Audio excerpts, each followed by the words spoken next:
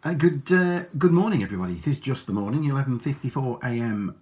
Here on Friday in sunny Nottingham.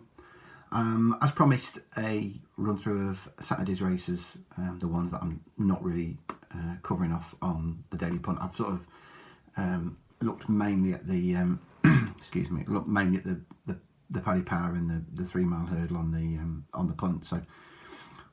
It's a skim through of the rest of the card, really, 7 races. And again, I'll reiterate what I was sort of saying yesterday about the weather. We don't know yet when this bad weather is coming in. We know it is coming in, and we know some of it's coming in tomorrow morning. The weather forecast I'm now looking at, the one that I tend to rely on, is suggesting that the majority of the rain, around about 10-11 mils of it, is not going to start falling until 3 p.m.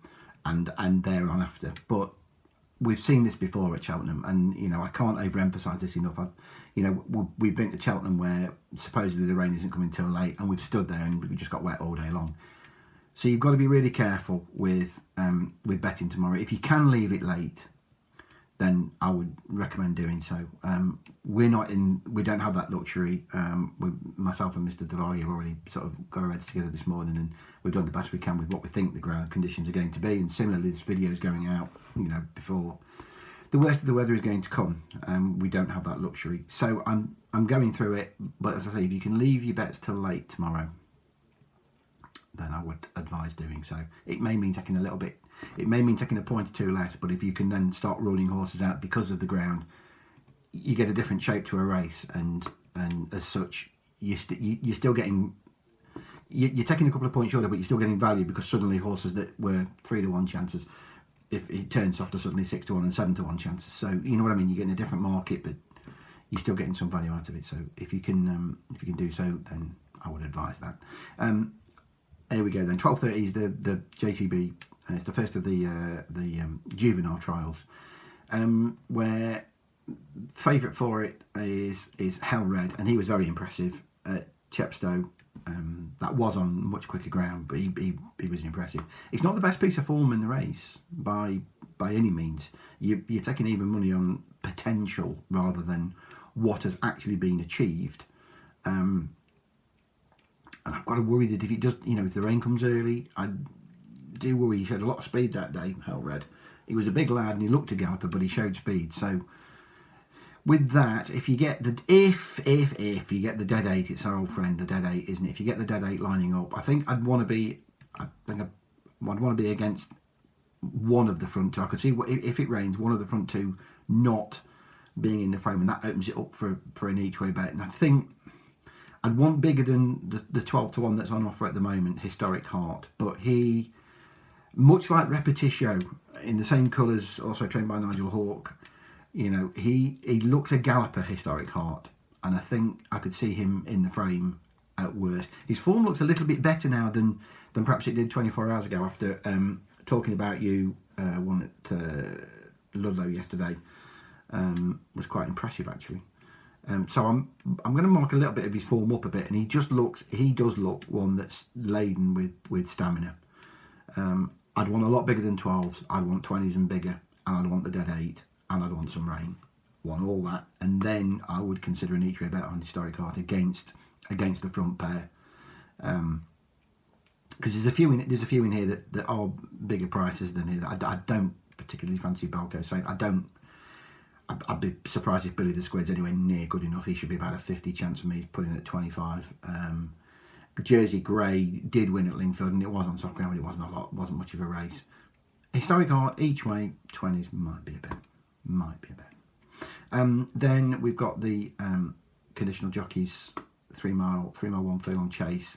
There's not many I fancy. You end up almost by default coming back to Kilfillan Cross, whose course and distance record reached 2-2, both of those in Kim Muir's.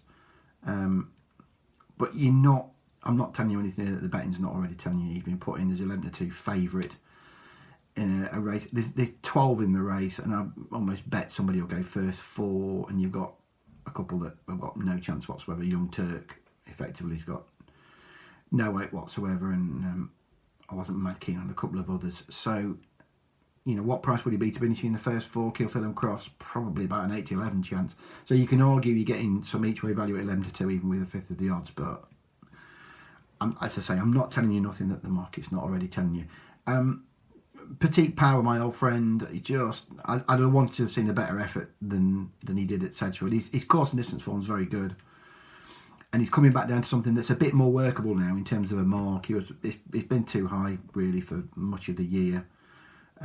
He's now only a couple of pound higher than when he was just beating a neck at Exeter in one of those marathons that they have there last December.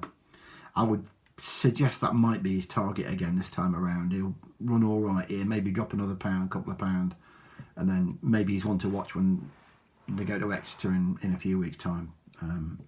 He may run better, but I'd have wanted to have seen him run better than he did at Sedgefield. So, Novices Chase, in terms of a bet, I don't think there is one. If you gave me a fiver, it'd probably go on Gumball, who improved no end. He'll get ignored here because Fusel Raffles has already beaten him. So they put Fusel Raffles in at 6 to 5, Gumball in at 10. That's a big difference. I mean, I know he's got 17 legs to find, but he just jumped awfully first time up Gumball. And then he really learned from that. I like that. I've said before, a horse that makes mistakes first time out and then learns from that, I don't want to do that again, and improves, are horses that can be followed. And he did that at Uttoxeter. He jumped much better second time up on softer ground. I always had Gumball pegged down as a good ground horse. He's proven me wrong because his better efforts in the last sort of 18 months, I think, have come on softer ground, or certainly when there's been cut. So if there is a bit of rain tomorrow, it'll not bother Gumball. And if he continues his progression, he'll get an awful lot closer to Fusel Raffles this time. Fusel Raffles has got to give him £3 as well. He'll get closer. I'm not saying he'll beat him, but he'll get closer. And the difference in price is probably a bit too big, in truth. But at this stage, no bet. Happy to sit it out. Then we come to the Paddy Power, which I've covered off on the punt. After a chat again with my good friend Mr. Didlargy this morning, he's convinced me that we should be putting Happy Diva up as another bet as well. And it's hard to disagree because Happy Diva's course and distance form, I think from memory now, reads brought down 2-2-1-2 or 2-1-1-2. It's really good form. She just always runs her race every time she runs here, doesn't she? And it's hard to see. I mean, some firms are going to be going 5 and 6 places tomorrow, and it's very, very hard to see her out there. What price would she be to be in the first 5 here, given her a record? Even money? Shade of odds on even? I don't know. So you're getting sort of 11 and 12 to 1, a fifth of the odds, which makes the place part of the bet look very attractive, and we know she can win. So there is that. I've said to him, though, I did say, if we're arguing the case for Happy Diva, you have to argue the case for ASO.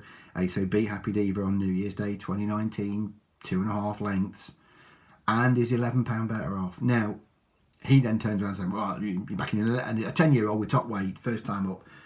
He's right, of course. We know ASO, he's got no secrets from anybody, and he is a 10-year-old, and we know where we are with ASO, but equally, I go back to the point that catching ASO fresh might be key. ASO ran his best race fresh last year when he was third to Ballyoptic at Wetherby. That was his best run of the season, and then he never really reproduced that. It was a lousy effort against Min in the Ryanair, but the blinkers that went on, I just don't think he faced them. Don't think he faced the blinkers. So I'm happy to sort of forgive that. And then if you look at the rest of his runs last year, there are excuses for them. He was, he up against Clanders Obo in the King George. That's a bit over facing him. And similarly, I don't think 2.5 mile round Huntingdon was his thing. He didn't really seem to handle the track very well. So there are excuses for the runs. He's back on a winning mark. Yes, he's 10, but again, hopefully we're going to be getting 25 to 1 and bigger for ASO tomorrow. So he's of some interest. It's a wide open race, and I've made that point. There's so much Cheltenham form on the table. Normally for these races, you can whittle it down to sort of 4 or 5 and go, those are the ones I want. But there ain't many you can do. There ain't many you can rule out here. And even the likes of Cato Rico, who's a whopping price, has got Cheltenham form. It's that sort of a race. I've also covered off the 3 mile handicap hurdle that follows. If, to be fair, I'd run better against Honest Vic, I think with the rain coming, he might have been the bet, but that wasn't a very good effort. And he just looks like he needs another couple of runs to get him fully fit. I've never been keen on the blind side. T-Cliff has got it to prove to me tomorrow, especially if the rain comes again. I could almost see it being an unrunner, I really could. If the rain comes before 2:50 in any way, shape or form, in anything meaningful, I could see Tea Clipper being a non-runner. I might be wrong, but I'd certainly at 5-2 at this stage, I want to be taking it on. And I thought, as I say, Golden Fortune and who's my jockey. You don't have to dig too deep to make cases for both of them, and that's all outlined on the punt. So I'll not go through it again. Have a read of what I've put on there. Keep the video short. Intermediate handicap hurdle again. It's not a bad race, but in terms of, because it's the shape of the race, I want to have a bet because I don't like Son of Camus, who's already had a couple of wind ups after just a handful of starts and didn't. I know, obviously the Ballymore was a tough contest, but he didn't show anything really in that. I worry he's going to come up the hill, Son of Camus. So with that, I sort of wanted to have a bet. Captain Tomcat's obvious, but again, all his form so far is on good ground. Bear that in mind. Rain again. Keep coming back to it. Stimulating Song is the interesting one. He's got a bit to prove, and I'm not entirely sure that he'll stay. I don't know if he really wants 2 mile 5. I don't know. He's certainly not bred for it. There is a winner in the family, but it's only a very minor winner, over 2.5 miles. And you can't really be using that as proof that, Stimulating Song will stay. It's how he shapes. He shapes like he wants further than 2 mile these days. I could sort of see him coming there with a chance off the turn and then not getting up the hill. And with that, it might be a back to lay, but at this stage, he is the interesting one. He keeps shaping like, as I say, he's a better horse than he's marked. And he's not really been given the chance to show that 128 is or isn't a workable mark, because he's only the one handicap he got thrown in last year was against Met Fabulous at Kempton, and that was just too hot for him at that stage. He ran okay at Chepstow in a handicap against Deicide, but that was clearly a bit of another sort of run to shake the cobwebs away. He's had a couple of them now, so he should be fit, and the tongue tie goes on. There are worries, and I'd probably want a bit bigger than 12, but he might be a back to lay. And then there's a bumper, and then I'm not dealing with the bumper. I know Rory's dealt with the bumper, and there might be mentions of that elsewhere later on this evening. So there we go. Is there a best bet on the card? I don't think there is at this stage, because, as I say, we need to know a bit more weather-wise. So I'm happy to sort of sit it out and say there's not a best bet as yet. ASO will be my bet in the Paddy Power, because I think he's a bit less ground dependent than a few of them. Some rain would help him, but even if it's just good to soft, that's fine. And I'll do another one of these for racing on Sunday, where we are going to get soft ground, which is going to change a few people's opinions. Right, have a good day. Hopefully there's a winner or two in there. Best of luck. Speak to you on Sunday.